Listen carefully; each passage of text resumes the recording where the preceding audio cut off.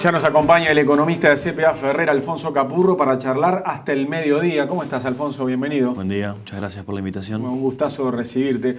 Vamos a empezar por el dato que se conoció ayer, ¿no? Ese descenso de la economía uruguaya en un 0,5% si comparamos el primer trimestre de 2016 con idéntico periodo del año pasado. También se puede decir que un repunte si comparamos ese trimestre con el último del año 2015, ¿no? Igual se puede hablar de un estancamiento de la economía, eso es seguro. Sí, formalmente, digamos, este primer trimestre en realidad da una caída de la actividad. Esa es la realidad del primer trimestre. Hay algunos efectos transitorios que pueden estar ocurriendo, pero en los hechos, yo creo que la mejor definición, digamos, que haya una caída no quiere decir que estemos en una recesión. Técnicamente no estamos en recesión. Técnicamente, para que sea recesión, ¿cuántos trimestres consecutivos de caída tiene que haber? A ver, los libros no definen qué es una recesión, pero hay una convención global que es que ocurre una recesión cuando hay dos caídas consecutivas de los datos estacionalizados. O sea, el dato del primer trimestre mostró un crecimiento de 0,1 respecto al cuarto trimestre, corregido por el efecto verano y todo lo demás, ¿no?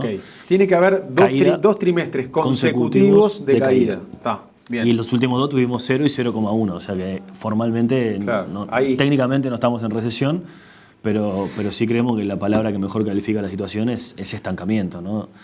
El año pasado la economía uruguaya creció 1%, pero ese 1% estuvo todo concentrado en el primer trimestre del año y en buena medida estuvo explicado por el aumento de la actividad de Montes del Plata, que inició su producción en 2014 y el efecto se reflejó el año pasado. O sea, si uno saca ese efecto y si deja de lado el primer trimestre, en realidad estamos estancados hace prácticamente un año. Esa es la realidad. ¿Y es lógico y previsible que estemos en este estancamiento? Bueno, nosotros creemos que sí, que ya desde hace un tiempo esperábamos que esta situación se consolidara. De hecho, el dato del primer trimestre estuvo perfectamente alineado con nuestras proyecciones. Esto no quiere decir que nuestras proyecciones son buenas, sino simplemente quiere decir que el dato está dentro de lo que era esperable y razonable. No hay ninguna sorpresa que cambie el diagnóstico. Es previsible y es esperable que esto pasara en un contexto en el que está ocurriendo a nivel global. La economía global se está desacelerando en los últimos años. Los países emergentes se están desacelerando y además en la región tenemos una situación bastante particular, ¿no? Argentina, que si bien está iniciando un nuevo ciclo económico, en realidad la economía argentina está estancada y con problemas desde el año 2012, y Brasil, que está atravesando la peor recesión en 70 o en 80 años. Claro. Entonces, cuando uno lo mira a la luz de la situación regional, lo que está pasando en Uruguay era esperable y hasta es mejor que lo que está pasando en Argentina y Brasil. Dado lo que está pasando en Argentina y Brasil, no estamos tan mal. Cuando nos comparamos con nosotros mismos hace 3 años, seguro, obviamente la foto no muestra que estamos peor o que la economía perdió el dinamismo que traía, ¿no? Bueno, y queda por conocer dentro de un tiempo el dato del segundo trimestre del año, toda la segunda mitad de 2016 y el año que se viene, ¿no? ¿Vos decís que el estancamiento va a continuar?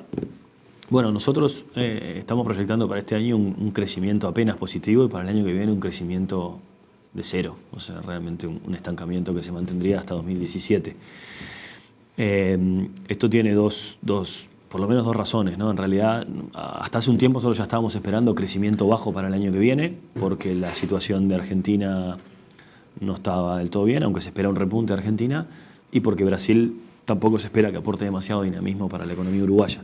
A eso hay que agregarle además que los anuncios del gobierno en las últimas semanas, acertadamente creemos nosotros, pusieron arriba de la mesa la necesidad de corregir el resultado fiscal. Hay un ajuste fiscal de por medio, y ese ajuste fiscal tiene impactos a la baja sobre la actividad, porque hay un aumento de los impuestos, porque hay una pérdida de ingresos para algunos sectores, y porque hay un recorte de gastos del sector público, que hay un recorte de $125 millones para los gastos del año que viene, y todo eso es menos demanda del sector público porque va a gastar menos, y menos demanda del sector privado que se va a ver afectado por un aumento de los impuestos. Entonces eso tiene un efecto adicional a la baja. Por esas dos razones creemos que el crecimiento el año que viene va a ser virtualmente nulo. Bien.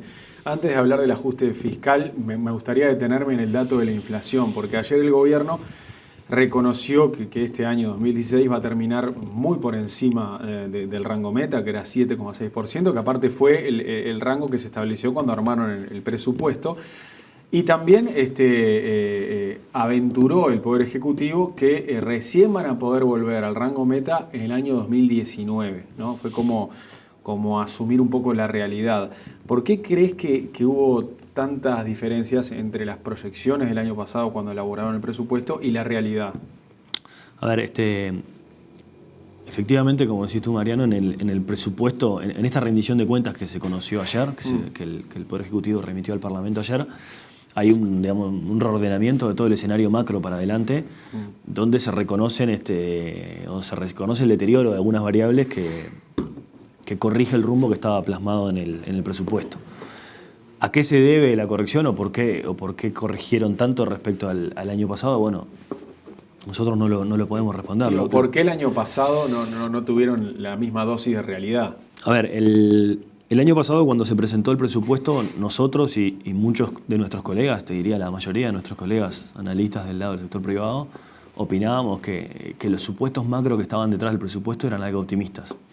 Esto incluía tanto las proyecciones de crecimiento como las proyecciones de salario, como las proyecciones de inflación. El presupuesto del año pasado asumía un crecimiento de 2,5% para este año, 2,75% para el año que viene y 3% de ahí en adelante, y una inflación que si bien era alta, convergía a niveles bajos en el corto plazo.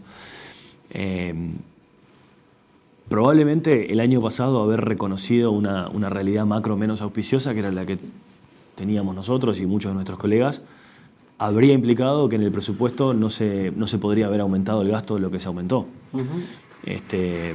Dicho de otra manera, el Poder Ejecutivo está anunciando ahora un ajuste fiscal que nosotros entendemos que era evitable. Si el presupuesto del año pasado se hubiera hecho sobre bases más conservadoras, probablemente no se habría aumentado el gasto de lo que se aumentó y este ajuste fiscal que se hizo ahora no hubiera sido necesario. De hecho, el aumento del gasto en el presupuesto, el aumento del gasto permanente fue del orden de 1 punto del producto y el ajuste fiscal que están anunciando ahora es también del orden de 1 punto del producto. O sea que prácticamente revierte el aumento del gasto del año pasado. Es cierto, y el Poder Ejecutivo puede argumentar, que en realidad no es que el aumento del presupuesto y el ajuste fiscal terminen siendo neutrales. Son neutrales en términos de resultado, pero hay composición distinta. El año pasado se aumentaron gastos en áreas que el gobierno entendía que eran prioritarios y que habían sido compromisos de campaña electoral. Y eso se termina financiando en parte con un rebalance de impuestos, ¿no? O sea, razonablemente el Poder Ejecutivo puede argumentar de que el presupuesto incluyó un reordenamiento de gastos para priorizar compromisos programáticos o de campaña, y que este ajuste fiscal es una forma de evitar un deterioro fiscal, ¿no? Y ahora que el ajuste fiscal es una realidad, ¿qué impacto va a tener? A ver, acá hay como, por lo menos, 2 tipos de impactos, ¿no?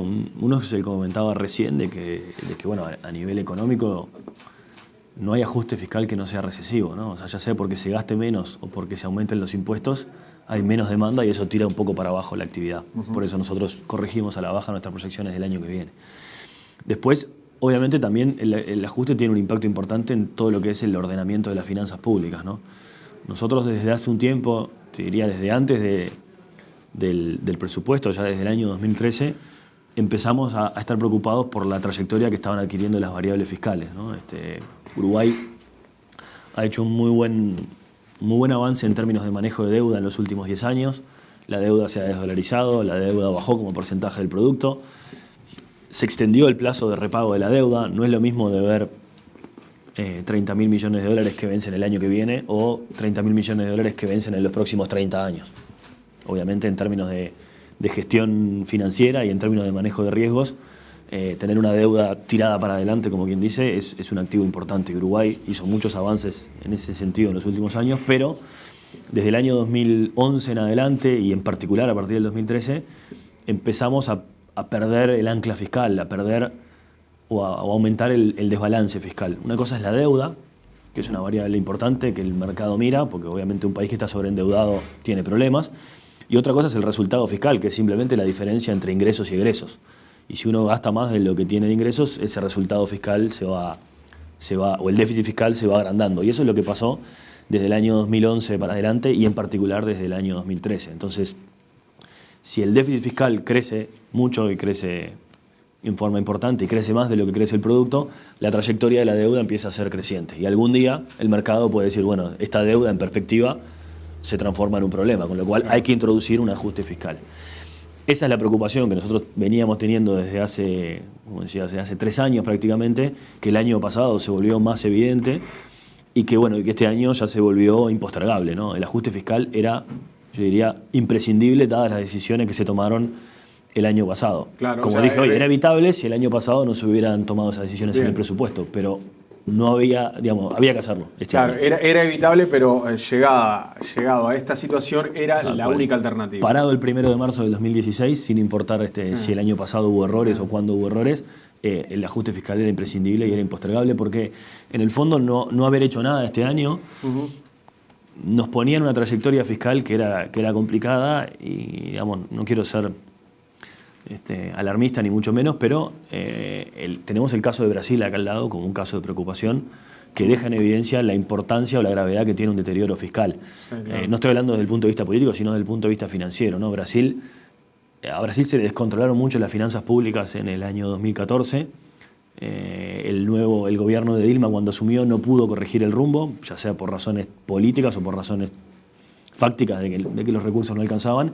Y Brasil tiene un déficit fiscal hoy de 10 puntos del producto, perdió el investment grade y, si bien accede a financiamiento en los mercados internacionales, tiene que pagar tasas de intereses más altas.